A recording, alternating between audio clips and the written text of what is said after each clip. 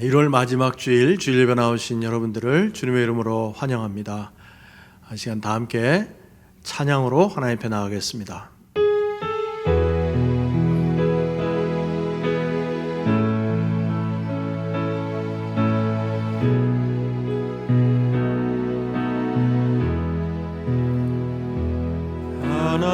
하나님이 선택하셨고 예수님이 구속하셨고 성령님이 인치셨으니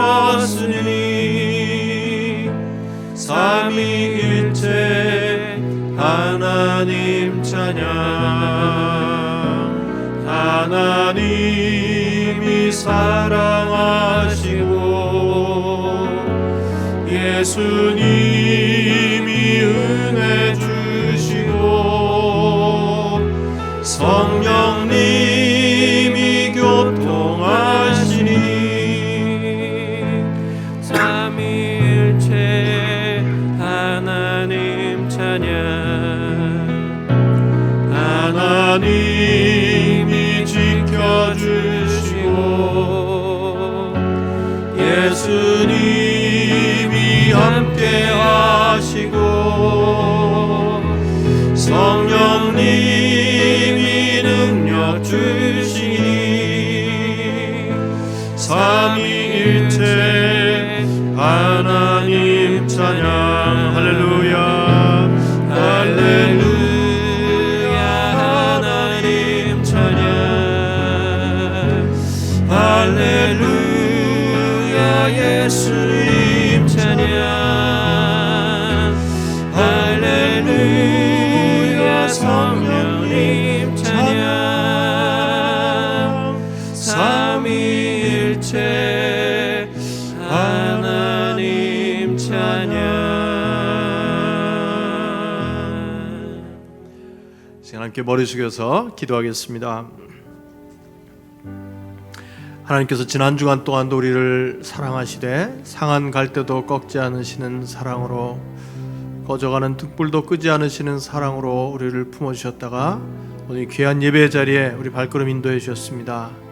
예배드리는 처음 시간입니다. 우리 마음과 생각과 한 주간의 삶을 돌아보면서 이 시간 혹시라도 하나님 앞에 예배드리기에 합당하지 못한 것들이 있다면 예수님 십자가 앞에 다 내려놓고 주님 십자가에서 흐르는 보혈로 우리를 온전히 덮어주셔서 하나님이 기뻐 받으시는 거룩한 산제물로 삼아 주시옵소서. 우리의 공로로는 주 앞에 나갈 수 없으나 오직 예수 그리스도 십자가 보혈을 의지해서 나아가오니 우리 모습 이대로 받아주시고 한량없는 하늘의 복을 내려주시며 모든 영광을 거두어 주시옵소서. 간절한 마음으로 우리 자신을 하나님 앞에 거룩한 산제물로 드리면서 기도로 주님 앞에 나가겠습니다. 같이 기도하겠습니다. 고마우신 주님 감사합니다. 지난 한 주간 동안도 주의 은혜의 날개 아래 품어주시고 지난 한 달 동안도 품어주셨다가 오늘 이렇게 주님 앞으로 나와서 경배드릴 수 있도록 인도하심을 감사를 드리옵나이다. 이 시간 우리 모습 이대로 받아 주시옵소서. 예수님 십자가 보혈의 공로를 의지해서 나왔사오니 우리 모습 이대로 받아주시고 하나님께 영광 돌리는 거룩한 산제물이 되기를 원합니다. 하나님 아버지 마음과 뜻과 정성을 다한 예배를 드리기를 원합니다. 세상적인 모든 것들을 다 내려놓습니다.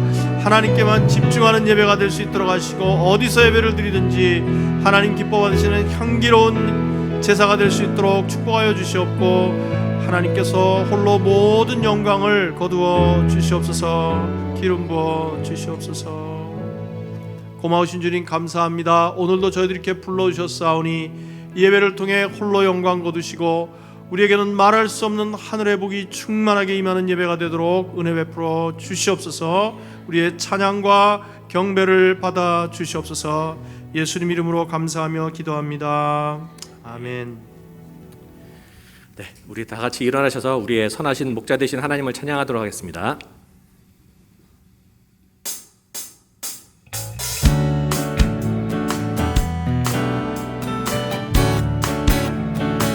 선하신 목자, 선하신 목자, 날 사랑하는 분, 주 인도하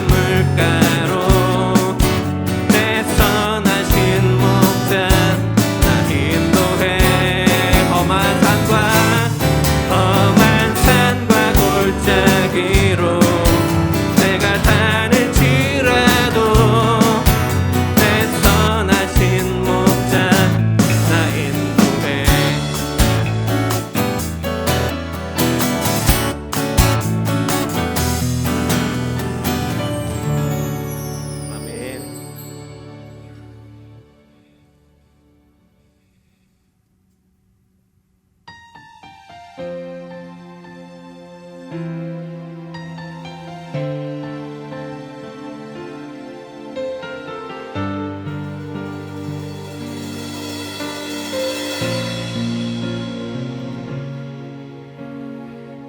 세상을 살아가는 동안에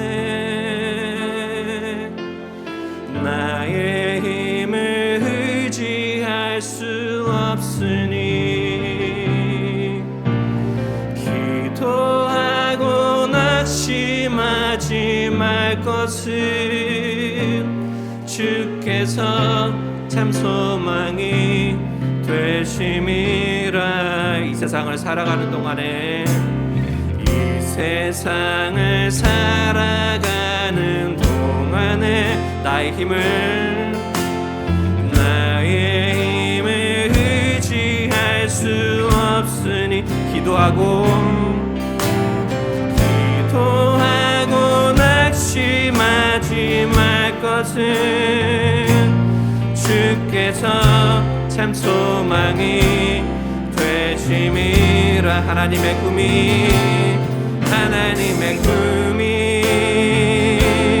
나의 비전이 되고 예수님의 성품이 나의 인격이 되고 성령님의 권능이 나의 능력이 되길 원하고 바라고 기도합니다. 주의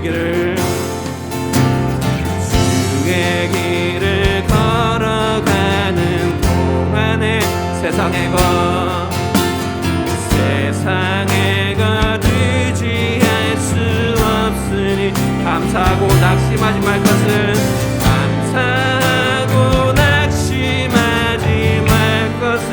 주께서 참 기쁨이 되심이라. 하나님의 꿈이 나의 비전이 되고 예수님의 성품이 나의 인격이 되고 성령님의 권능이 나의 능력이 되길 원하고 바라고 기도한 하나님의 꿈이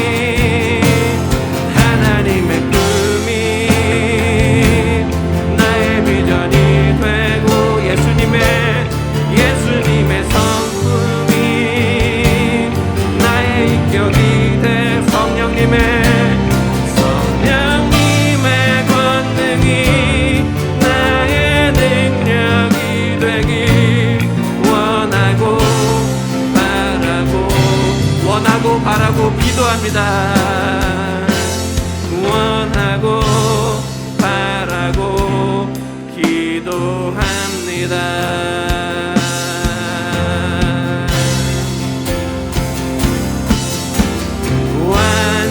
완전하신 나의 주 그의 길로 나 인도하소서. 행하신 모든 일 주님의 영광 다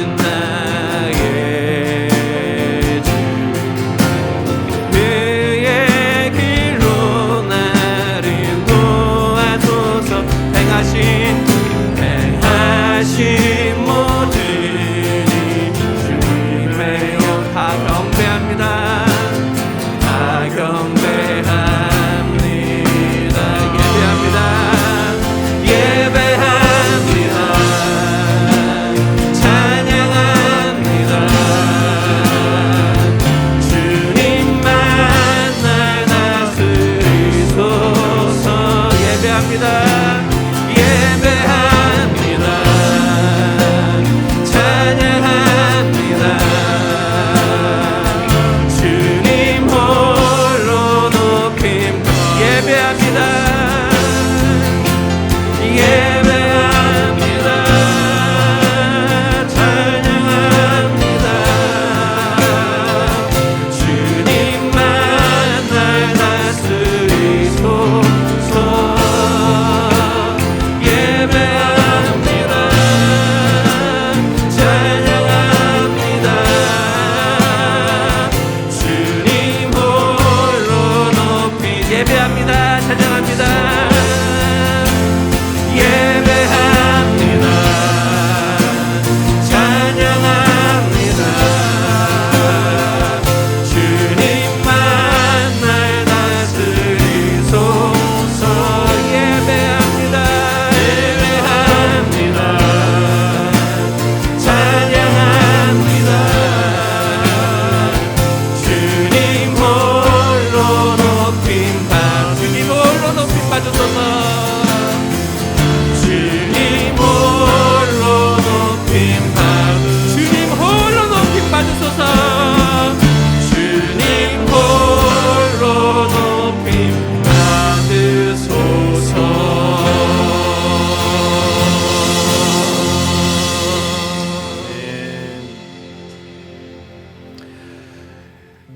자리에 앉으셔서 우리의 찬양과 경배를 받으신 하나님 앞에 다시 한번 간절히 기도하겠습니다. 하나님, 오늘도 저희들에게 말씀하여 주시옵소서. 저들은 어리석습니다. 갈 바를 알지 못합니다. 의지가 연약합니다. 그러나 주의 말씀은 내 발의 등이요 내 길의 빛이라고 하셨사오니, 하나님 아버지, 오늘도 저희들에게 친히 말씀해 주셔서 하나님의 마음을 알게 하시고 하나님의 뜻을 알게 하시고, 또한 나와 내 가족과 우리 교회를 향한 하나님의 뜻을 깨닫는 시간 되게 하여 주시옵소서.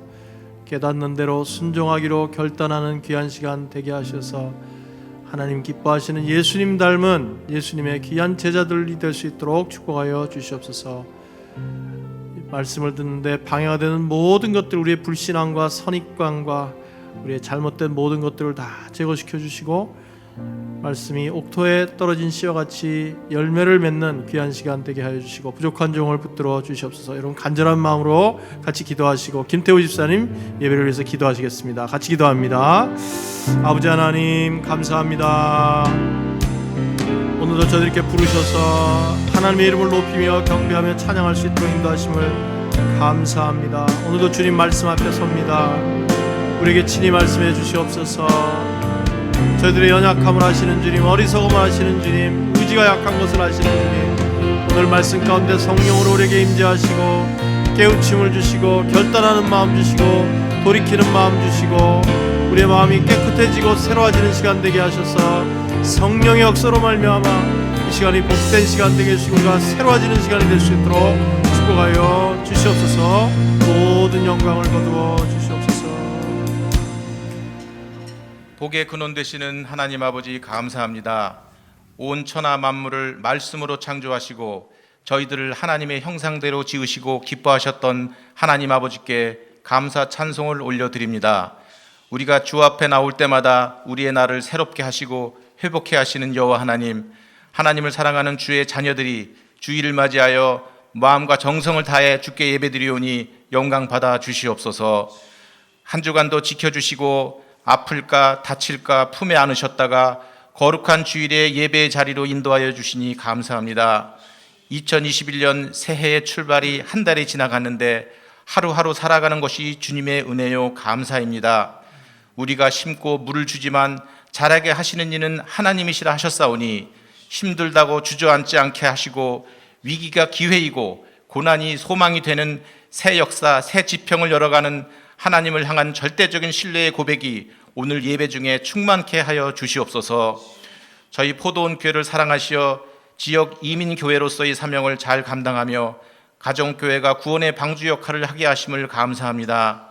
주님께서 주신 우리 교회의 사명인 하나님의 영광을 위하여 영혼을 구원하고 성도를 제자 삼아 땅끝까지 복음 전하는 교회가 되게 하시어 주님이 잘했다 칭찬하는 교회가 되게 하여 주시옵소서. 코로나 사태로 여러 어려움이 있지만 특히 고국의 교회들이 세상의 조롱과 멸시받는 것이 너무 안타깝고 마음이 아픕니다. 세상의 빛과 소금이 되어야 하는데 세상과 대적하는 불의와 미혹에 빠지는 대상으로 비추어지어 그 빛과 맛을 잃어가고 공격당하고 있습니다. 한국 교회를 불쌍히 여겨주시고 미스바의 회개 운동처럼 나라 방방 곳곳에서 회개하는 기도의 물결이 넘쳐나게 하여 주시옵시며 이곳에 사는 저희들 또한 아브라함이 소돔과 고모라의 멸망을 붙잡고 중보기도 한 것처럼 오늘날 고국의 정치, 경제, 사회의 어려운 처지를 붙잡고 하나님께 기도하는 저희 성도들 되게 하여 주셔서 대한민국이 하나님의 섭리 가운데 다스려지는 나라가 되게 하여 주시옵소서. 오늘도 말씀의 은혜를 원합니다. 담임 목사님이 대언해 주시는 하나님의 진리의 말씀을 통하여 저희들의 부족한 것과 부끄러운 것들을 깨닫게 하여 주시고 회개함으로 돌아설 수 있는 은혜를 주시옵소서. 오늘도 땅끝까지 복음 들고 나가기에 주저하지 않는 선교사님들과 그 가족들과 사역 위에 크신 은혜와 복을 내려 주시옵소서. 이스라엘에서 선교하시는 안자연 안혜숙 선교사님을 위해서 기도하오니 이스라엘에도 코로나 바이러스가 잘 통제되게 하시고 5개 학급에 등록된 60여 명의 한글 학교 학생들이 한글 수업을 잘 감당하게 하시고 갈릴리 여자 고등학교 학생이 한글을 잘 배우고 내년에는 한국 방문도 이루어지며 선교사님 사역 중에 복음에 관심이 있어 하는 여러 지체들과의 교제가 잘 이루어지도록 인도하여 주시옵소서. 사랑의 주님, 우리 교회 내 환우들을 주님의 날개 아래 있어 평안을 누리게 하여 주시옵소서. 또한 자신과 가족들의 여러 가지 어려움과 삶의 무게가 감당하기 힘들어 주님 발 앞에 내려놓고 기도하는 성도들을 우리 마음에 품습니다. 비록 연약한 저희들이지만 기도의 영을 내려주시어 지체들을 위하여 중보기도 드림으로 신뢰의 관계가 되게 하여 주시옵소서. 한 손으로는 하나님의 보좌를 붙들고 다른 한 손으로는 연약한 지체를 붙들고 힘써 기도할 때 그 간구가 하늘에서 이룬 것과 같이 땅에서도 이루어지므로 하나님이 우리를 기뻐하시고 우리 또한 그 놀라운 은총에 감사하며 일평생 주를 찬송하게 하여 주시옵소서. 예배의 시종을 주님께 의탁하오며 오늘 예배를 통하여 받은 은혜로 한 주간의 삶을 승리할 것을 믿사오며 거룩하신 예수 그리스도의 이름으로 감사하며 기도드리옵나이다. 아멘.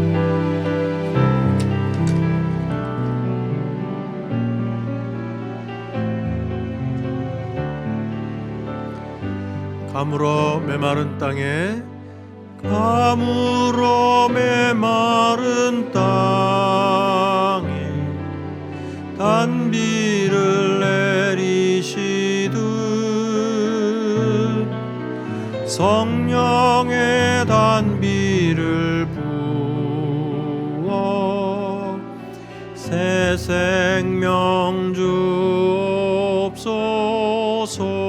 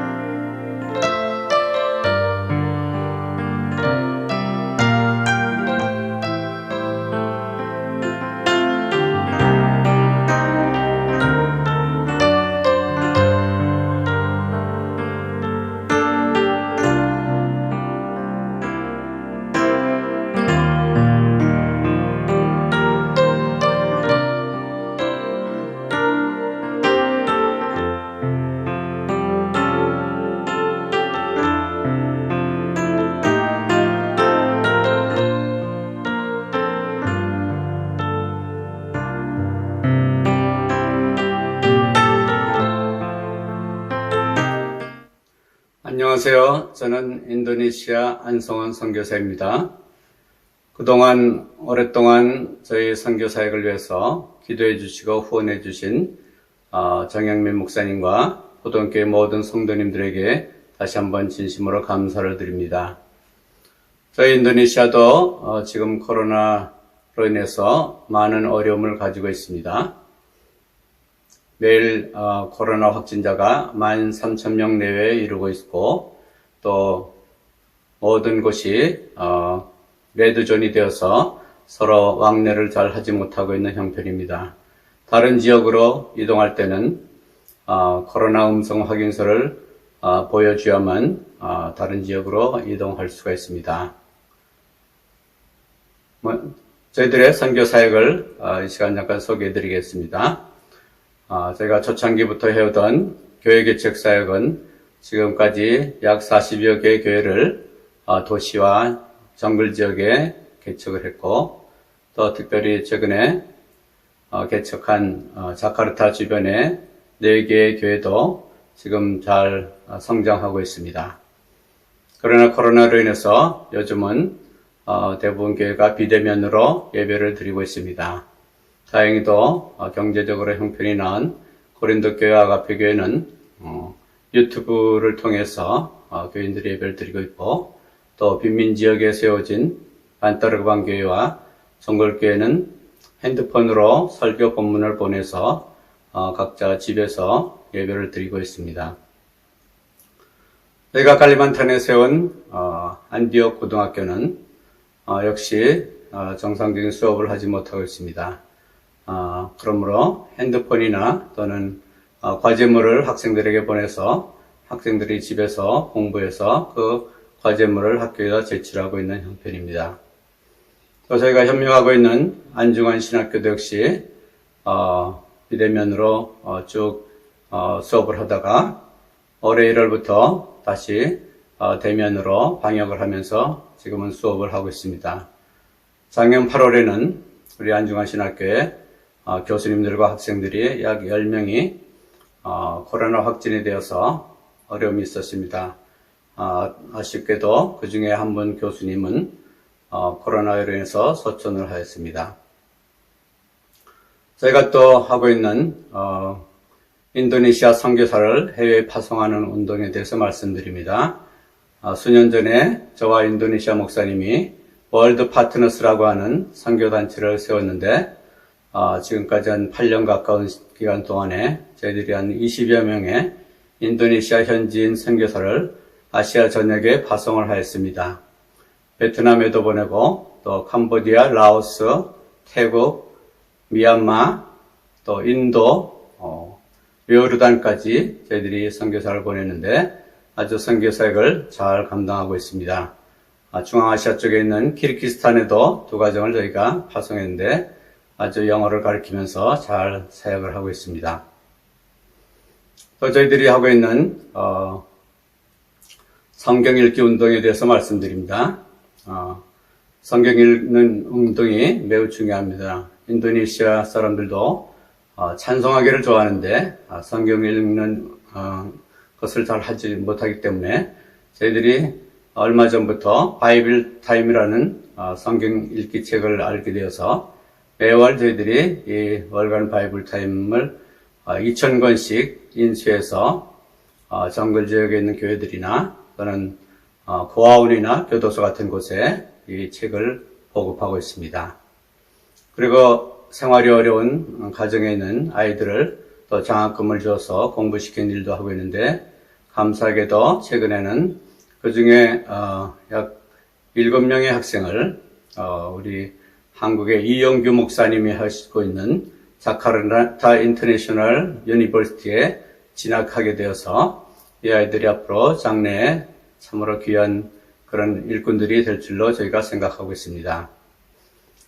저희 부부는 지난해 목이 많이 아프고 여러 가지 코로나 증상이 있어서 한국에 좀 들어와 있는데 앞으로 저는 4달 중에 이제 인도네시아로 돌아갈 계획을 세우고 있습니다.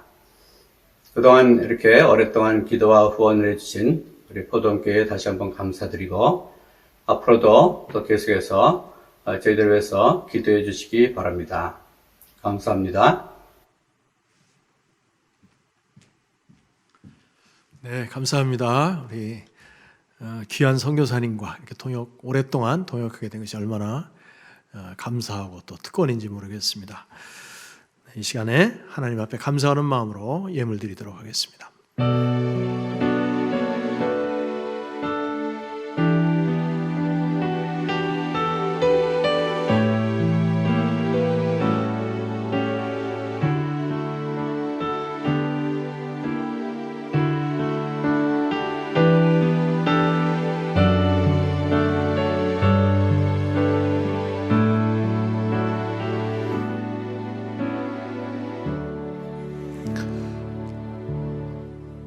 고마우신 주님 감사합니다. 오늘도 저희들을 하나님을 아바 아버지라고 부르며 경배와 찬양을 드릴 수 있도록 인도하심을 감사를 드리옵나이다.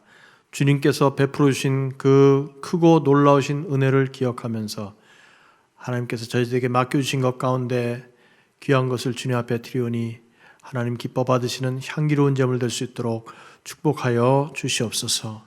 이 예물이 쓰여질 때마다 오직 하나님의 영광만이 나타나게 하여 주시옵시고, 이 물질을 통하여 세상에 힘들고 지친 영혼들 주님 앞으로 인도하는 데 쓰임받게 하시고, 우리와 동역하시는 선교사님들에게 큰 격려가 될 수 있도록 은혜를 덧입혀 주시옵소서. 코로나 기간에 여러 가지로 경제적으로 어려운 가정들이 있습니다. 위로하여 주시고 좋은 만남들을 허락해 주시고, 또 속히 코로나 사태가 진정됨으로 말미암아 정상화될 수 있도록 축복해 주시옵소서. 하나님 아버지, 아직도 코로나 바이러스와 싸우고 있는 환자들과 의료진들을 축복해 주시고, 백신이 속히 잘 공급되어서 아버지 하나님, 우리들이 이제 다시 모여서 주님 앞에 경배와 찬양을 드리는 그날을 속히 허락하여 주시옵소서. 오늘 여러 가지 제목으로 드리는 속결들을 축복하시고 하나님 앞에 더욱더 드릴 것이 많은 복된 삶이 되도록 인도하여 주시옵소서. 예수님 이름으로 감사하며 기도합니다. 아멘. 아까 광고에서 여러분 그 2월 달 2월 16일부터 우리 봄학기 상공부가 시작이 됩니다. 교회 홈페이지에 보시면 각 상공부에 대한 안내가 있습니다. 또 새로 시작되는 상공부들도 있습니다. 꼭 보시고 많이 참여해 주시기를 부탁합니다. 2월 14일까지 등록을 마감하겠습니다. 하나님 말씀 같이 보시겠습니다. 마태복음 5장 7절부터 12절까지인데 10절까지만 저와 읽도록 하겠습니다. 마태복음 5장 7절부터 10절입니다. 자비한 사람은 복이 있다. 하나님이 그들을 자비롭게 대하실 것이다. 8절. 마음이 깨끗한 사람은 복이 있다. 그들이 하나님을 볼 것이다. 평화를 이루는 사람은 복이 있다. 하나님이 그들을 자기의 자녀라고 부르실 것이다. 의를 위하여 박해를 받은 사람은 복이 있다. 하늘나라가 그들의 것이다. 아멘. 네, 오늘 이 말씀 가지고 지난주에 이어서 절망할 필요가 없는 사람들 두 번째 시간 팔복 두 번째 말씀을 나누도록 하겠습니다. 지난주 말씀드린 것처럼 이 팔복은 이 문장의 형식상 이렇게 두 부분으로 나눠지는데 그동안은 일반적으로 이 앞부분이 복받는 조건이고 뒷부분은 그 복의 내용이다, 이렇게 이해를 했었습니다. 근데 이제 그렇게 해석을 하다 보면 좀 해석하는데 무리가 좀 따르는 것을 우리가 알게 됩니다. 그래서 그 앞부분을 복받는 조건으로 보는 것이 아니라 그 앞부분의 내용들이 대부분 우리를 절망시키는 그런 일들입니다. 그런데 그렇게 절망 가운데 있을지라도 예수님 앞에 나온 사람은, 지금 예수님께서 제자들과 청중들을 향해서 이 말씀을 하고 계십니다. 우리가 그 현장감을 가지고 이 말씀을 들으시면 좋겠어요. 그래서 그렇게 힘들고 절망적인 상황에 빠졌을지라도 예수님 앞에 나오고 예수님을 주님으로 모신 사람에게는 그것들이 변해서 이런 복이 된다 하는 말씀으로 이해하는 것이 좋다, 그렇게 말씀을 드렸습니다. 예를 들어서 마음이 가난한 사람은 복이 있나니 하나님의 나라가 저희의 것이요, 그렇게 말씀을 하셨습니다. 마음이 가난한 사람, 마음에 늘 결핍을 느끼고 자신이 부족하다고 느끼고 열등감에도 시달리고, 그러나 그런 사람일지라도 예수님 앞에 나와서 예수님을 주님으로 모시기만 하면 그 사람의 삶 속에 하나님의 나라가 임할 것이다. 하나님이 그 사람의 삶을 다스려 주실 것이다. 이런 말씀이 되는 것입니다. 참 요즘처럼 이 전 세계적인 이 팬데믹으로 너나 할 거 없이 이렇게 절망감 또는 위축된 그런 마음에서 살아가는 사람들이 참 많은데, 오늘 이 팔복의 말씀을 우리가 잘 생각해 보면은 우리 믿는 성도들은 결코 절망할 수 없다는 것을 깨닫게 됩니다. 오늘 이 말씀을 통해서 다시 한번 힘을 얻으시는 귀한 시간 되시기를 축복합니다. 제가 말씀드린 것처럼 이 8가지 복 가운데 앞에 4가지는 하나님과의 관계에 대한 말씀이고, 나머지 네 가지는 이웃과의 관계에서 발생하는 일들이라고 말씀을 드렸습니다. 오늘 나머지 두 번째 네 가지 복에 대해서 같이 말씀을 나누겠습니다. 절망할 필요가 없는 사람은 어떤 사람인가? 첫째는 뭐냐 하면 자비로운 사람입니다. 자비로운 사람은 절망할 필요가 없습니다. 8절 말씀 다시 읽습니다. 자비한 사람은 복이 있다. 하나님이 그들을 자비롭게 대하실 것이다. 자비하다는 말은 잘 아시는 것처럼 인자하다, 사랑이 많다, 긍휼하다 이런 뜻이죠. 그래서 사실은 구약 성경에 보면은 헤세드라는 말이 나오는데 그것은 하나님의 성품을 표현하는 대표적인 말인데 그것이 바로 인자라는 말입니다. 근데 이 8절 말씀을 보면 누구에게 자비롭다고 하는 그런 목적어가 보이지 않아요. 그런데 우리가 말씀을 묵상해 보면 그 목적어, 자비의 대상이 이웃이라는 것을 우리는 깨달을 수가 있습니다. 여러분, 자비를 다른 말로 하자면 행동으로 나타나는 사랑, 이렇게 말할 수 있습니다. Love in action, 행동으로 나타나는 사랑, 그것이 자비입니다. 그런데 여러분, 세상에서 이렇게 남에게 사랑을 잘 베풀고 자비로운 마음을 가지고 사는 사람은 오히려 세상에서 절망을 경험하기가 쉽습니다. 왜냐하면 세상에서는 자비로운 사람들보다 무자비한 사람들이 성공하는 경우가 많기 때문입니다. 오히려 남에게 자비를 베푸는 사람은 때로는 못난 사람이라고 취급을 당하거나 또 남에게 이용을 당하기가 쉽습니다. 그런데 성경은 자비로운 사람이 복이 있다고 그래요. 성경에 나오는 대표적인 자비로운 사람, 여러분이 잘 아시는 선한 사마리아인의 비유에 나오는 주인공입니다. 그는 강도당한 사람을 보았을 때 그 마음의 중심으로부터 그 사람을 긍휼히 여기고 불쌍히 여기는 마음이 솟아났어요. 근데 사실은 많은 사람들도 그렇습니다. 대부분의 사람들도 불쌍한 마음이 생겨요. 그런데 보통 사람들은 그냥 지나칩니다. 하지만 이 사람은 자기가 가던 길을 멈추고 그 사람을 여관에다가 데려다주고 치료비를 책임지기로 약속하고 그리고 돌아와서 또 그 사람을 끝까지 돌봤습니다. 예수님께서 이 비유를 말씀하신 다음에 제자들에게 물었습니다. 누가 이 사람에게 참된 이웃이냐? 이렇게 물으셨을 때 제자들이 정확하게 말을 했어요. 자비를 베푼 자니이다. 자비를 베푼 사람입니다. 그렇습니다, 여러분. 자비는 행동으로 나타나는 사랑입니다. 그래서 우리 주변에도 이렇게 둘러보면요, 참 자비로운 분들이 있어요. 남들보다 이렇게 merciful, 정말 긍휼이 많은 분들이 계세요. 남에게 이렇게 돈을 좀 꽂았는데 시간이 지나다 보니까 내가 형편이 어려워진 거예요. 그래서 그 사람한테 꽂은 돈을 꼭 돌려받아야 내가 살겠는데 자꾸 생각을 해보니까 그래도 그 사람보다는 내가 형편이 좀 나은 것 같아요. 그래서 그 사람한테 꽂은 돈을 달라고 얘기를 잘 못하는 사람, 자비로운 사람입니다. 요즘처럼 사업하기가 참 힘든 상황에 회사가 자꾸 적자가 나는데도 불구하고 이 직원들과 그 가족들 생각하니까 그래도 내가 저 사람들보다는 좀 낫지 하면서 함부로 이렇게 직원을 해고시키지 못하는 사람, 자비로운 사람입니다. 남편이 참 무능하고 그리고 그것도 모자라서 그냥 자기 자존심을 세우느라고 그냥 가족들한테 함부로 대하고 그러는데도 불구하고 그런 남편을 향해서 나 아니면 누가 저 사람하고 같이 살겠어. 그런 마음을 가지고 남편을 그래도 도닥거리고 존중하는 아내, 자비로운 사람입니다. 자비로운 사람.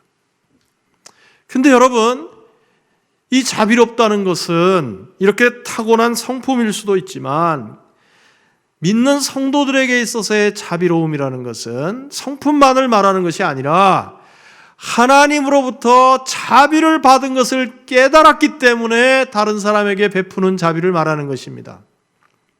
디도서 3장 5절 말씀에 그는 우리를 구원하셨습니다. 그분이 그렇게 하신 것은 우리가 행한 의로운 일 때문이 아니라 그분의 자비하심을 따라 거듭나게 씻어주심과 성령으로 새롭게 해주심으로 말미암은 것입니다. 우리를 구원하시되 자비하심으로 구원하셨다. 여러분과 제가 구원받은 것은 하나님의 자비 때문입니다. 그래서 이 자비하심을 깨달았기 때문에 다른 사람에게도 자비를 베푸는 거예요. 그래서 여러분, 이 자비로운 사람은 결코 절망해서는 안 됩니다. 왜냐하면 하나님께서 그런 사람에게 자비를 베풀어 주신다고 그랬어요. 자비로운 사람에게 하나님이 자비를 베풀어 주신다고 말씀하십니다. 물론 그 자비 때문에 우리가 구원을 받았지만 구원뿐만 아니라 우리가 나중에 주님 앞에 서서 심판을 받을 때도 하나님께서는 우리가 한 조그만 일들을 후하게 쳐주시고 큰 상으로 채워주신다는 것입니다. 왜요? 하나님이 자비로우신 분이시기 때문입니다.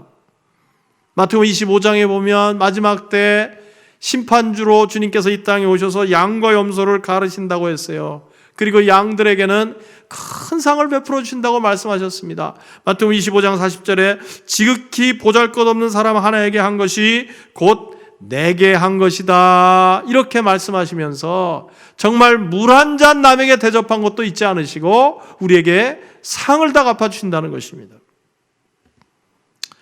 그러므로 여러분이 남들보다 혹시라도, 우리가 뭐 완전한 건 물론 아니에요. 하지만은 이 자비로운 마음을 가지고 살다가 자꾸 이렇게 세상에서 무시당하고 이용당하고 그런 느낌이 드시는 분, 그래서 혹시 내가 이 세상에 참 적응하기 어려운 사람이 아닌가, 혹시 그런 고민을 하신 분들이 계시다면, 그래서 그런 일 때문에 때로는 상처도 받고 낙심하는 분들이 계시다면 여러분 결코 절망하시면 안 됩니다.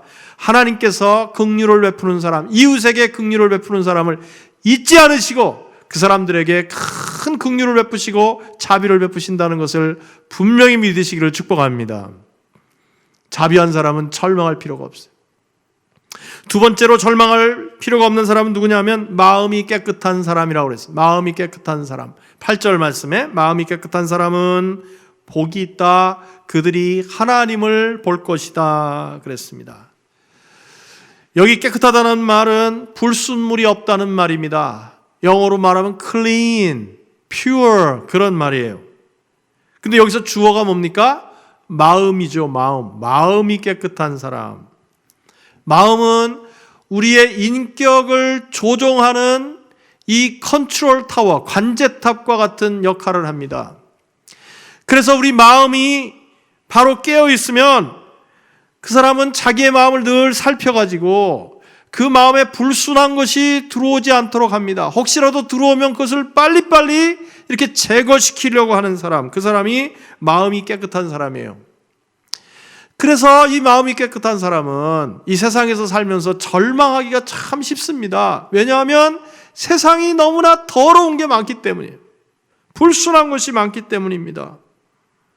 그래서 이 마음이 깨끗한 사람들 가운데는 정말 그 세상의 더러움, 이 더러운 세상 속에 내가 살 수가 없다 해가지고 도피하는 사람들까지 있습니다. 그래서 지금도 많은 수도원들이 있고 또는 세상으로부터 숨어서 이렇게 은둔자로 살아가는 사람들도 적지 않이 있습니다.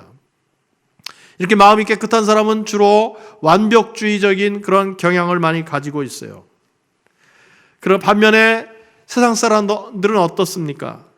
많은 사람들은 외적인 청결은 추구하지만 마음의 청결에 대해서는 별로 관심이 없습니다. 그러나 예수님은 외적으로 깨끗한 것보다도 마음이 깨끗해야 되는 것을 강조하고 계시고 그런 사람이 복이 있다고 말씀하십니다. 누가복음 11장에 보면은 어느 바리새인 한 사람이 예수님을 자기 집에 모셔서 점심 식사를 대접하려고 합니다. 그래서 같이 가셨어요. 그런데 예수님이 그 집에서 이렇게 손을 씻지 않으셨습니다. 그랬더니 유대인들이 그 모습을 보면서 바리새인들이 예수님을 마음으로부터 비난했어요. 예수님께서 그들의 마음을 다 아시고 이렇게 말씀하십니다. 누가복음 11장 39절에 그러나 주님께서는 그들에게 말씀하셨다. 지금 너희 바리새파 사람들은 잔과 접시의 겉은 깨끗하게 하지만 너희 속에는 탐욕과 악독이 가득하다 그러셨어요. 그래서 나중에 예수님께서 이 외식하는 바리새인 서기관들을 가리켜서 회칠한 무덤과 같다고 말씀하십니다. 여러분, 오늘을 사는 현대인들 얼마나 이 위생관념이 철저합니까? 그래서 깨끗한 물, 깨끗한 공기, 깨끗한 음식을 먹고 마시고 쓰려고 얼마나 노력하고 얼마나 많은 투자를 합니까? 정수기, 공기청정기 이런 게 정말 날개 돋치듯 팔려나가고 있습니다. 그러나 반면에 얼마나 많은 사람들이 자신의 내면, 자신의 마음의 청결을 위해서 노력하고 애쓰고 있습니까? 마음에 불순한 것이 마음대로 들락날락 거리는데도 불구하고 그것을 걸러내거나 막아내려고 생각하는 사람이 얼마나 많으냐 하는 겁니다. 여러분, 마음이 깨끗한 사람은요, 세상 때문에도 힘들지만 더 힘든 게 있어요. 자기 자신을 들여다보면서 마음이 깨끗한 사람은 괴로워할 때가 너무나 많습니다. 이 마음이 깨끗한 사람은 겉으로 보이는 것에 관심 있는 것이 아니라 동기를 늘 살피기 때문에 자기 자신을 보고서 스스로에게 좌절하고 절망할 때가 참 많습니다. 근데 여러분, 우리가 한 가지 기억해야 됩니다. 예수님이 지금 말씀하시는 마음이 깨끗하다는 것은 세상 사람들이 말하는 무슨 도덕적인 수양의 결과로서의 마음이 깨끗한 것을 말씀하시는 것이 아니라, 그것도 물론 포함이 되겠지만, 여기서 마음이 깨끗하다는 말씀은 영적으로 거듭난 사람에게 나타나는 결과로 마음의 깨끗함을 말씀하시는 것입니다. 마음이 깨끗한 사람의 가장 큰 특징 중에 하나는 뭐냐면 두 마음을 품지 않는 겁니다. 야고보서 4장 8절 하반절에 두 마음을 품은 사람들이여 마음을 순결하게 하십시오 그랬어요. 마음이 깨끗한 사람들의 특징이 두 마음을 품지 않는 겁니다. 겉과 속이 다른 그런 이중적인 태도, 이중적인 삶을 살지 않는 것이 마음이 깨끗한 사람들의 특징이에요. 그러려니까 이 세상에서 이 마음이 깨끗한 사람들이 살아가기가 쉽지가 않은 겁니다. 그런데 여러분, 이 마음이 깨끗한 사람이라고 해서 절망할 필요가 없습니다. 세상에 대해서 낙심할 필요가 없습니다. 왜냐하면 그런 사람들에게 복이 있다고 예수님이 말씀하셨어요. 무슨 복입니까? 저희가 하나님을 볼 것이라 그랬어요. 하나님을 볼 것이라. 하나님을 본다는 말은 하나님을 만난다는 것입니다. 여러분, 하나님을 만나는 것이 왜 축복입니까? 우리가 하나님을 어떻게 만납니까? 우리는 예수님을 통해서 하나님을 만나는 것입니다. 우리가 예수님을 통해서 하나님을 만나는 것이 우리에게 왜 복이 됩니까? 첫째는 하나님을 만날 때 우리는 이 완전에 대한 욕구가 충족되기 때문입니다. 여러분, 사람한테는요, 우리는 반드시 실망하게 돼 있어요. 왜냐하면 아무도 완전한 사람이 없기 때문입니다. 우리가 아무리 존경하고 아무리 따르고 싶은 사람일지라도 다 약점이 보이게 마련입니다.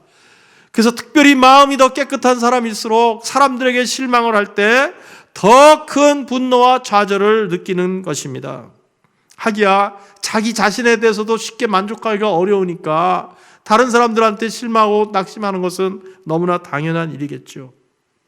그런데 여러분, 이렇게 마음이 깨끗한 것 때문에 힘들어하는 사람일지라도 우리 예수님의 완전한 성품을 맛보기만 하면 그가 그렇게 갈망했던 순수에 대한 욕구가 충족되는 것입니다. 그런 사람이 한 사람이 있었어요. 베드로입니다. 베드로 2장 22절에서 그는 이렇게 말합니다. 그는 죄를 지으신 일이 없고 그의 입에서는 아무런 거짓도 찾아볼 수 없었습니다. 3년 반을 함께 지냈던 베드로의 고백이었어요. 마음이 깨끗한 사람, 예수님을 만나면 그 순수와 완전에 대한 욕구가 충족되기 때문에 하나님을 만나는 복이 있는 것입니다. 또 여러분, 마음이 깨끗한 사람이 하나님을 만나면 왜 복입니까? 그게 자신의 모습을 용납하게 됩니다. 자신을 있는 그대로 받아들일 수 있게 되기 때문입니다. 여러분, 누구나 예수님을 인격적으로 만나게 되면 그 사람은 말이죠, 자신의 의로 깨끗하게 되는 것이 아니라 예수님이 주시는 의로 깨끗해진다는 것을 믿게 됩니다. 그 사람이 예수님을 영접한 사람이에요.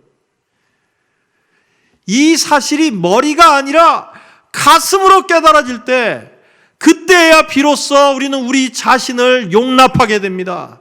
부족하고 문제가 많은 나를 그때야 용납하게 돼요. 하나님이 나의 어떤 공로나 의 때문에 나를 받아주신 것이 아니라 예수 그리스도를 믿는 믿음 하나 보시고 우리에게 예수님의 의를 덮어주셔서 우리를 의롭다고 여겨주셨다. 이것이 진심으로 믿어지고 고백이 되어질 때 우리는 우리 자신을 용납하게 되는 것입니다.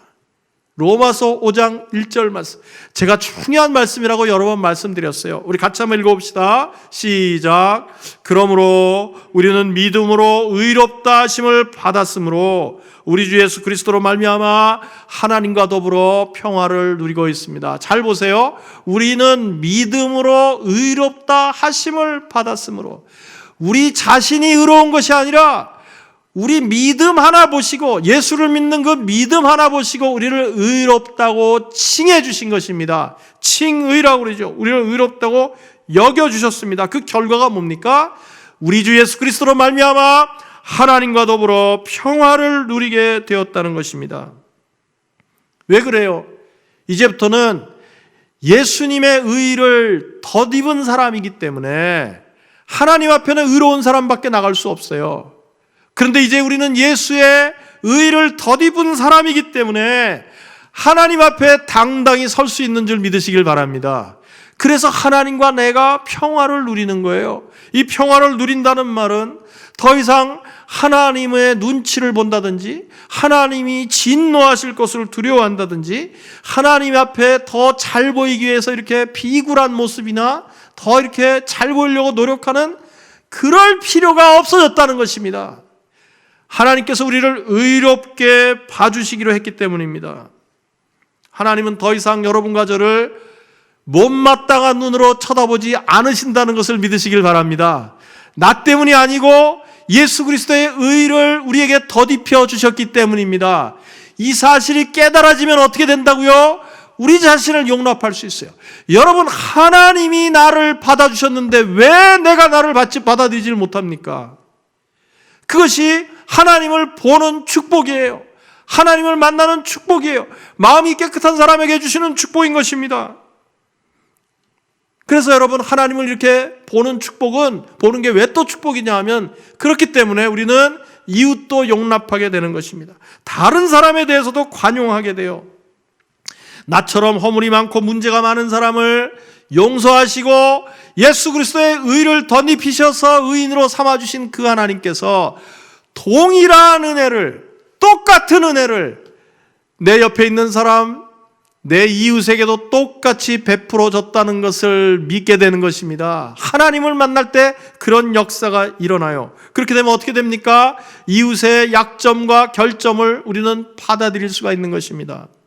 로마서 3장 23절 24절 모든 사람이 죄를 범하였습니다. 그래서 하나님은 하나님의 영광에 못 미치는 처지에, 그래서 사람은 하나님의 영광에 못 미치는 처지에 놓였습니다.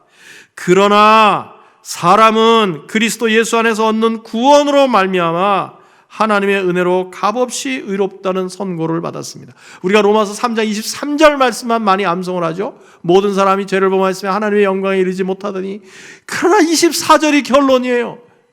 그러나 사람은 그리스도 예수 안에서 얻는 구원으로 말미암아 하나님의 은혜로 값없이 의롭다는 선고를 받습니다. 믿으시면 아멘 합시다.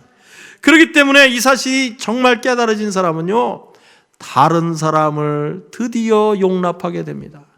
약점과 허물과 부족함이 많이 보여도 나와 똑같은 사랑을 저 사람에게도 베풀어 주셨다. 하나님께서 다른 사람 용납하게 돼요.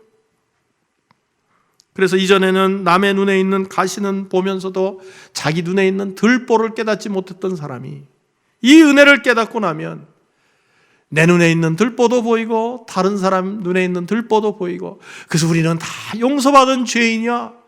그래서 서로 관용하고 용납하는 능력이 생기는 것입니다. 여러분, 이렇게 마음이 깨끗한 사람의 큰 약점 중에 하나는 그래서 행복하기가 힘든 거예요. 눈에 거슬리는 게 너무나 많은 거예요. 못마땅한 것 투성입니다. 그러나 이런 사람일지라도 예수님을 인격적으로 만나서 하나님을 보게 되면, 여러분, 그래서 여기서 하나님을 본다는 말은 간단히 말하면 하나님의 은혜를 제대로 깨닫는다는 것입니다. 하나님을 보는 축복을 주신다는 것은 은혜를 제대로 깨닫게 된다는 거예요. 용서의 은혜, 구속의 은혜, 은총을 깨닫게 된다는 것입니다. 여러분, 마음이 깨끗해서 남들보다, 이 상대적인 얘기죠. 마음이 깨끗해서 이 세상의 더러움 때문에 힘들어하는 사람일지라도 예수님을 인격적으로 만나기만 하면 하나님을 보는 축복, 그래서 하나님의 그 깊은 용서의 은혜를 깨닫는 축복을 얻게 됨으로 말미암아 인생의 참된 만족과 행복을 누리게 되는 것을 믿으시길 바랍니다. 세 번째로, 절망할 필요가 없는 사람은 누구냐 하면 평화를 이루는 사람입니다. 9절 말씀이죠. 평화를 이루는 사람은 복이 있다. 하나님이 그들을 자기의 자녀라고 부르실 것이다. 평화를 이루는 사람, 화평케 하는 자, 피스메이커라고 해요. 피스메이커. 그런데 여러분, 피스메이커는요 정말 세상에서 살아가기가 힘듭니다. 이 화평을 이루는 사람은 갈등이 있는 구조 속에 들어가서 양쪽을 다 이렇게 달래가지고 그들을 화해시키려고 애를 쓰는 사람이에요. 그러다 보니까 많은 경우 어떻게 됩니까? 양쪽에서 다 미움받기 쉽습니다. 양쪽에서 다 배척받고 비난받기 쉬워요. 때리는 시어머니보다 말리는 시누이가 더 밉다고 그러죠. 여러분, 거기서 시누이가 무슨 잘못이 있어요? 말리는데. 그렇죠? 근데 미움받는다는 겁니다. 세상에서는 이렇게 화해를 위해서 힘쓰는 사람, 화평을 위해서 힘쓰는 사람을 아주 좋지 않게 얘기하는 경우가 많아요. 회색 분재라고 그러고 말이죠. 사쿠라라고 그러고 막 그럽니다. 왜냐하면 모든 사람들은 자기한테 아첨하는 얘기를 듣기를 좋아해. 네가 맞아, 네가 옳아, 당신이 맞아, 이 말만 듣기를 좋아합니다. 자기 편이 되어주기만을 원해요. 반면에 중간에서 한번 상대편 입장도 생각해봐, 이런 얘기 잘못했다가 뺨 맞습니다. 여러분, 저는 목회하면서 이런 경험 꽤 많이 했어요. 갈등 관계에 있는 속에서 중재를 하려고 그러다가 욕먹은 적 되게 많아요. 여러분, 그런데 시간이 가면 갈수록 정말 이 세상은 점점 더 대립과 갈등이 심해지고 있기 때문에 피스메이커들이 얼마나 많이 필요한지 모릅니다. 참, 미국에 요즘 근래에 들어와서 이 좌우 양 진영의 대립이 심해졌어요. 전에는 이 정도는 아니었습니다. 그런데 얼마나 그 갈등이 커졌는지 몰라요. 여러분 잘 아시는 것처럼 미국은 오랫동안 이 공화당, 민주당, 양당 정치를 해오는 나라입니다. 그런데 그동안에는요, 무슨 아무리 대립을 하더라도 이렇게 중도에 있는 사람들이 어떤 이슈가 생겼을 때 매개 역할을 해가지고 이렇게 합의를 이끌어내고 이렇게 서로 적대시하지는 않았어요. 근데 요즘은 이 당파를 넘어서 상대 의견을 조금이라도 존중해 주려고 했다가는 그 당 지지파들에게 그냥 수모를 겪습니다. 집에 막 낙서를 하고 사람들이 몰려가서 그 집 앞에서 데모를 합니다. 그래서 사람들이 많이 이렇게 얘기합니다. 남북전쟁 이래로 미국이 이렇게 갈라진 적이 없다. 그런데 여러분, 한번 생각해 보세요. 우리가 양심의 소리에 귀를 기울인다면 대부분의 경우 최선은 중간쯤에 있습니다. 중간 어디엔가 있지, 어디 한쪽에 완전히 있는 게 아니에요. 100% 옳은 사람도 없고 옳은 편도 없고 100% 틀린 편도 없어요. 어느 정도씩 옳고 어느 정도씩 틀린 겁니다. 그런데 극단적인 사람들의 문제가 뭡니까? 상대편에 아무리 좋은 게 있어도 좋다고 인정을 안 하는 거예요. 알면서도. 그런데 그런 와중에도 상대의 편에 귀를 기울려고 하는 사람, 그런 사람이 피스메이커입니다. 피스메이커. 그런데 문제가 뭡니까? 피스메이커는 늘 소수파라는 거예요. 세가 약해요. 이 사람들도 다수파에 들어가 있으면 안전하다는 거 압니다. 그런데 그의 양심의 소리를 거스를 수가 없어서 소수의 피스메이커 역할을 하다가 고난을 많이 겪는 거예요. 그래서 세상에서 평화를 이루려고 하는 사람 고생이 많습니다. 사실은 힘들어요. 그런데 여러분, 화평케 하는 사람, 평화를 이루려고 애쓰다가 힘들고 낙심하시면 안 됩니다, 여러분. 왜? 예수님께서 복이 있다고 하셨어요. 무슨 복입니까? 하나님께서 그런 사람들을 가리켜서 내가 내 자녀다라고 불러주신다고 그랬어요. 네가 정말 내 아들이고 네가 정말 내 딸이다라고 불러주신다는 겁니다. 왜 그렇습니까? 하나님 자신이 화해의 하나님이시기 때문입니다. 하나님은 갈등과 대립의 상태가 지속되는 것을 기뻐하지 않으세요, 여러분. 하나님은 화해의 하나님입니다. 그래서 어떻게 해요? 하나님과 원수되었던 우리를 화해시키기 위해서 독생자 예수님을 이 땅에 보내신 줄 믿으시길 바랍니다. 예수님께서는 우리가 하나님과 원수되었을 때 우리가 하나님과의 관계를 화해시키기 위해서 화해의 아이로 이 땅에 오셨어요. 그리고 이런 은혜를 받은 사람들에게 원하시는 것이 있습니다. 예수님이 그러셨던 것처럼 우리도 피스메이커로 살아가라는 거예요. 갈등이 있는 곳에 찾아가서 힘들지만 그곳에 화평을 이루라는 것입니다. 고린도후서 5장 18절 말씀에 하나님께서는 그리스도를 내세우셔서 우리를 자기와 화해하게 하시고 또 우리에게 화해의 직분을 맡겨주셨습니다.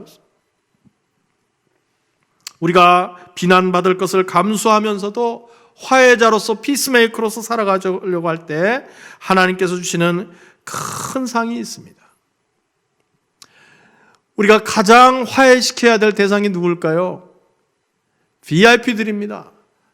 하나님과 사이가 가로막혀 있어요. 그냥 가로막혀 있는 정도가 아니고 엄밀히 말하면 원수 상태에 있는 것입니다. 그런데 그것을 깨닫지조차 못하는 거죠.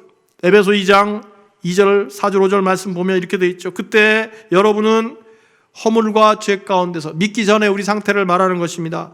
그때 여러분은 허물과 죄 가운데서 이 세상의 풍조를 따라 살고 공중의 권세를 잡은 통치자, 곧 지금 불순종의 자식들 가운데서 작용하는 영을 따라 살았습니다.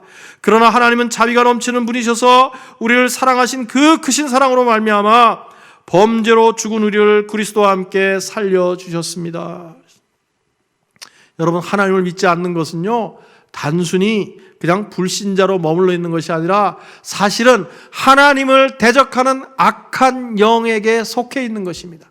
그 영에게 동조하고 그 영을 따라가는 것입니다. 그래서 하나님과 원수 관계에 있는 것입니다. 그래서 이런 사람들, 하나님의 사랑을 알지 못하는 사람들을 하나님 앞으로 인도하는 것이 피스메이커가 우선적으로 해야 될 가장 큰 사명인 것입니다. 이런 사명을 꾸준히 잘 감당하는 사람들을 하나님께서는 아들이라 딸이라 불러주시겠다고 예수님이 말씀하신 것입니다. 하나님의 자녀라고 일컬음을 받을 것이다.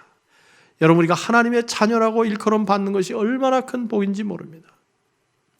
지난 2008년도에 우리나라 최초의 우주인이 나왔죠. 이소연 씨라는 분이었습니다. 러시아의 그 소유주 우주선을 타고 이제 그 전에 많은 훈련을 했죠. 그리고서는 소유주 우주선을 타고 우주로 올라가가지고 우주정거장하고 도킹을 했어요. 그게 그 초속 5마일로 움직이는 그런 비행체들입니다. 근데 거기 도킹을 성공해가지고 그 다음에 우주선에서 우주정거장으로 이렇게 들어가는 그 장면이 이 생방송으로 중계가 됐어요. 근데 그때 그 이소연 씨 어머니가 그 중계방송단과 함께 모스크바에 가가지고 그 장면을 바라보다가 딸이 그 아주 그 좁은 터널을 빠져나와서 도킹한 다음에 우주정거장으로 이렇게 들어온 다음에 어머니하고 통화를 합니다. 그런데 엄마가 딴 말 안 해요. 딱 한마디 하더라고. 우리 딸 장하다. 우리 딸 장하다. 그 말만 하는 거예요. 그 얼마나 힘든 훈련의 과정을 거쳤는지 잘 알기 때문에 저도 그 장면을 보면서 참 그때도 눈시울이 뜨거워졌었습니다. 제가 만약에 아들이 그 우주인이었다고 해도 저는 똑같은 말을 했을 것 같아요. 저도 우리 아들 장하다, 우리 아들 장하다. 그럴 것 같아요. 여러분, 이 땅의 평화를 이루기 위해서 양쪽에서 다 이렇게 비난받고 좋은 소리 못 듣고 말이죠. 그 자리를 지키느라고 힘들고 절망한 사람들 향해서 우리 하나님 그렇게 말씀하세요. 내 아들 장하다, 내 딸 장하다, 그렇게 부르신다는 것을 믿으시길 바랍니다. 여러분, 우리 특별히 목자 목녀님들 목장 사역하면서 이런 경험 많이 하셨을 거예요. 참 원치 않지만은 때때로 목장 식구들 가운데 어떤 갈등이나 어려움 이런 거 생겼을 때 말이죠, 누구 편도 들지 못하고 그냥 안타까워하고 하나님 앞에 엎드려 기도하고, 그런데 하나님께서 여러분을 보시면서 내 아들 장하다, 내 딸 장하다, 그렇게 말씀하십니다. 결코 절망하지 마세요. 피스메이커 길 쉽진 않지만 절망하지 마세요. 하나님께서 여러분을 정말 자랑스러워 하신다는 것을 믿으시길 바랍니다. 마지막으로 우리가 절대로 절망하지 말아야 될 사람들은 누굽니까? 의를 위해서 핍박을 받는 사람입니다. 10절 말씀, 의를 위하여 핍박을 받는 사람은 복이 있다. 하늘나라가 그들의 것이다. 여러분, 이 불의한 세상에 살면서 의를 구하는 사람은 정말 낙심하고 절망하기 쉽습니다. 왜냐하면 세상에는요, 이 불의하게 살면서 떵떵거리고 사는 사람들이 많기 때문에 그렇습니다. 그래서 우리가 정말 세상에서 의롭게 살려고 하면 박해를 받게 돼 있어요. 왜냐하면 이 불법을 행하는 사람들이 가장 부담스러워하는 사람들이 누구냐 하면 의롭게 살려고 애쓰는 사람이에요. 저것만 없으면 내가 마음 편하게 죄 짓고 살겠는데 자꾸 옆에서 뭐라 그러고, 같이 안 하려고 그러고 말이죠. 동참 안 하고. 근데 여기 10절에서 말하는 의라는 것은 세상적인 정의에만 해당되는 말이 아닙니다. 이 말씀은 예수를 믿고 나서 하나님의 말씀대로 살아가려고 하기 때문에 고난받고 핍박받는 사람이 복이 있다는 말이에요. 말씀대로 살고 주님 뜻대로 살려고 하느라고 고난받고 핍박받는 사람. 여러분, 지금 예수님께서 이 팔복을 선포하실 때 그 앞에 있는 사람들은 다 초신자들이든지 아주 믿은 지 얼마 안 되는 그런 사람들이었어요. 불신자들도 있었겠죠. 그런데 그들은 비록 짧은 시간이지만 예수님을 만난 다음에 예수님을 따르기 시작했습니다. 주변에서 얼마나 말이 많았겠어요. 너 왜 저 이단 같은 사람 쫓아다니냐? 그 시간 있으면 율법이라도 한 구절 더 외우지. 여러분, 우리가 정말 거듭난 크리스찬이라면 이 세상에서 크고 작은 핍박을 받는 것이 너무나 당연합니다. 핍박이 있는 것이 이상한 것이 아니라 핍박이나 박해가 없는 것이 이상한 것입니다. 물론 여러분, 자기가 잘못해서 그 결과로 고생하는 것은 핍박이 아닙니다. 여러분, 이거 착각하는 사람들이 너무나 많아요. 오늘 이 집사님 기도도 하셨지만은 요즘 한국에서 이 코로나 사태 이래로 교회가 얼마나 욕을 많이 먹는지 모릅니다. 한마디로 말하자면 우리 교회와 크리스찬들이 한국에서 세상 사람들에게 완전히 찍혔어요.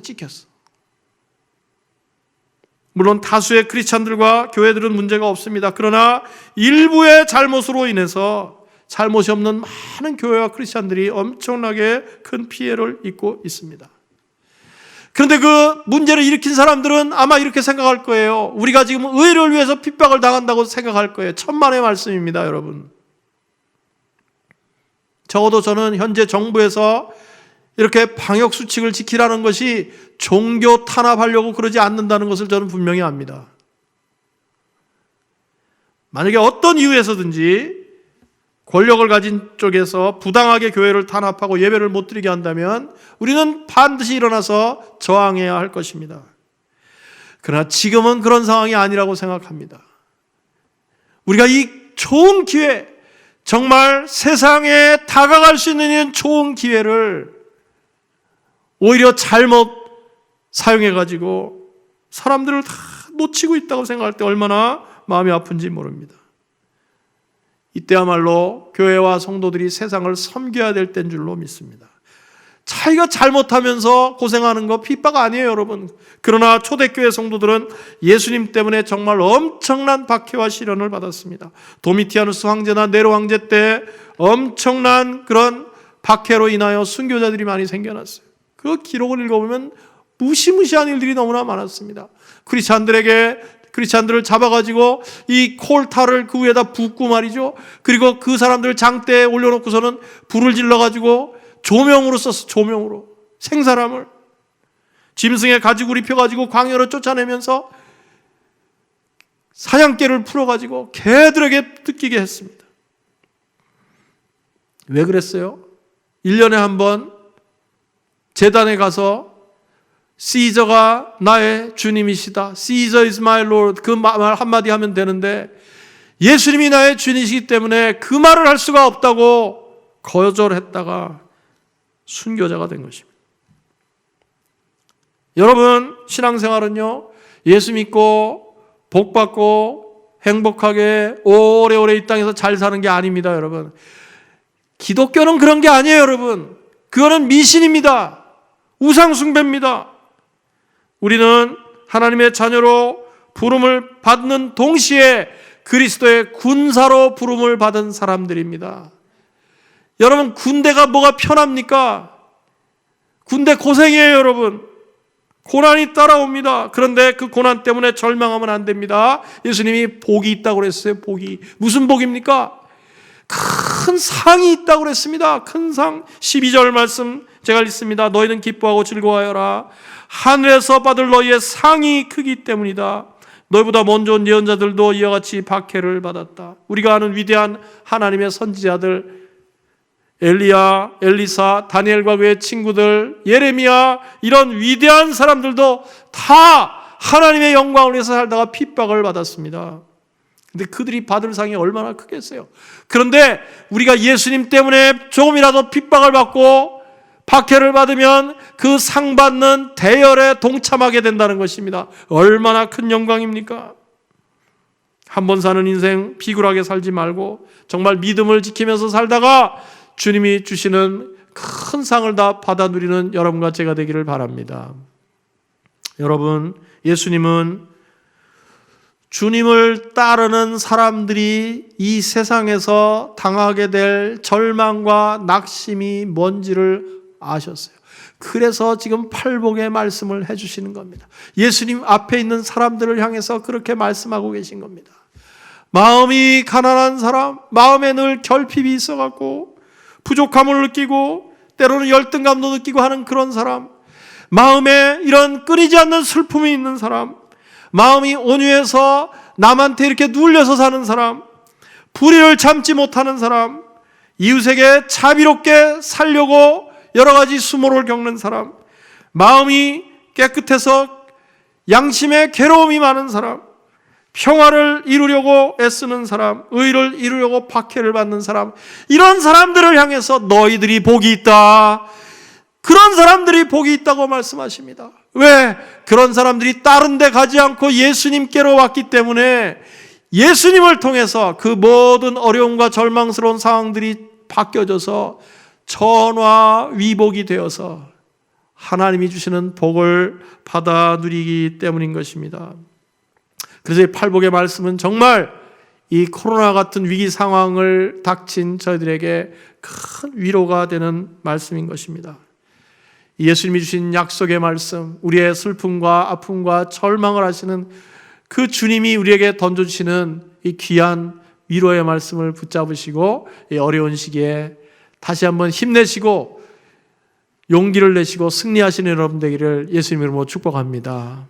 같이 한번 기도하겠습니다.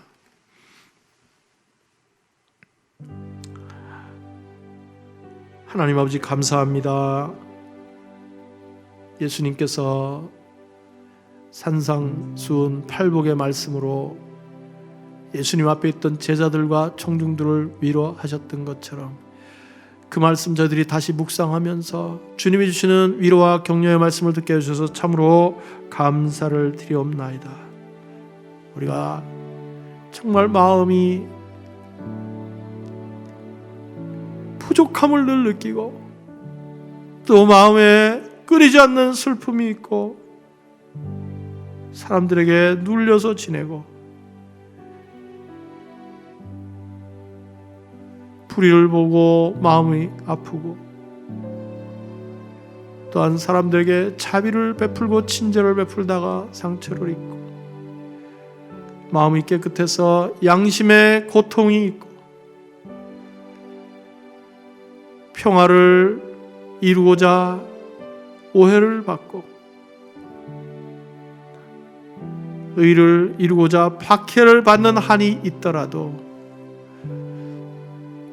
예수님 때문에, 예수님이 나의 삶의 주인이시기 때문에 이 모든 것들이 변하여 복이 된다는 분명한 사실을 기억하고 우리 주님께서 주시는 위로의 말씀으로 말미암아 어려운 시기 믿음으로 잘 극복하고 승리하는 하나님의 귀한 백성들 되도록 은혜를 허락하여 주시옵소서. 감사하고 예수님 이름으로 기도하옵나이다. 아멘. 함께 일어나셔서 같이 찬양 드리시겠습니다.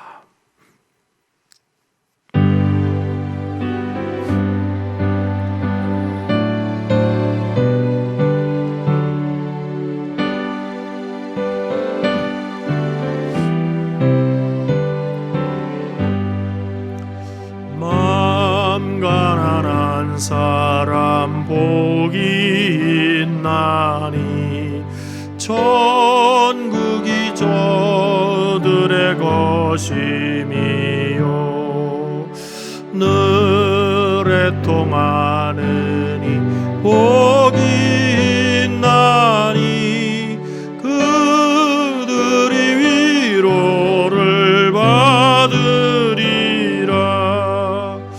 온유한 사람은 복이 있나니 그 땅이 기업이 될 것이요 사모하느니 복이 있나니 그들이 배부를 것이로다. 긍휼히 여기면 복이 있나니 긍휼히 여김을 받으리라.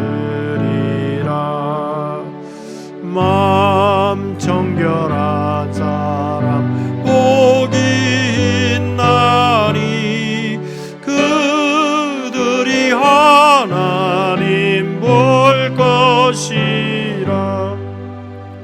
화평케 하느니 복이 있나니 그들이 하나님 아들이요 핍박을 받느니 복이 있나니 천국이 그들의 것임이라. 주 위에 욕보면 복이 있나니 하늘의 큰 상을 받으리라. 성부와 성자와 성령께 영광 영원히 돌리세. 할렐루야.